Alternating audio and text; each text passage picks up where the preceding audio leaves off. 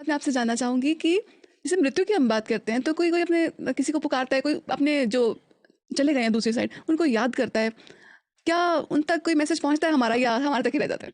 मैं कहूँगा हाँ, जब आप अपने किसी परिजन को याद करते करते हैं और वो उनका स्वर्गवास हो चुका है। इसके लिए मैं कुछ उदाहरण आपको दूँगा। राज मित्तल की जो बहुत ज़्यादा तबीयत खराब हो गई, आर्मी के एक हॉस्पिटल में उनको एडमिट कराया गया, उनको टाइफाइड हो गया था और ठीक नहीं हो रहा था। तो वो पड़े हुए हैं आर्मी के हॉस्पिटल में, शांत वातावरण था, गर्मी के दिन थे, सैनिक लोग बाहर थे। हंसराज मित्तल अपनी 10 साल की एज में केवल याद कर रहे थे कि मैं क्यों नहीं ठीक हो रहा हूँ, माँ की याद आ रही थी। ये स्टेटस मैंने इसमें लिखा है।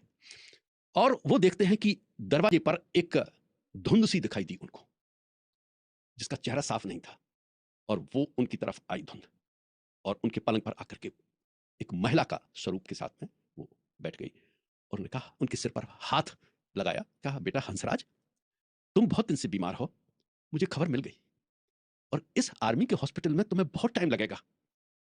हाँ, एक हकीम साहब हैं, और वो हकीम साहब दवा देते हैं, तुम अपने पिता से कहो कि वो हकीम साहब के पास जाकर से वो दवा ले आए, वहां उनकी दवा से तुम ठीक हो जाओगे।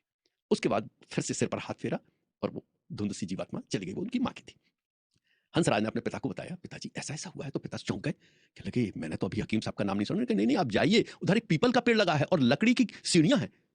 वो गए वहां, और वो दवा लेके आए, और दवा लेकर के उनको खिलाया। कुछ ही दिन में हंसराज मित्तल ठीक हो गए, से भौतिक शरीर का भौतिक शरीर से। दूसरा, भौतिक शरीर में हम याद कर रहे हैं पूर्वमृत जीवात्मा को, अपने से रिश्तेदार को, वो हमें स्वप्न के माध्यम से हमको बताने आते हैं, उन तक हमारी याद पहुंच जाती है।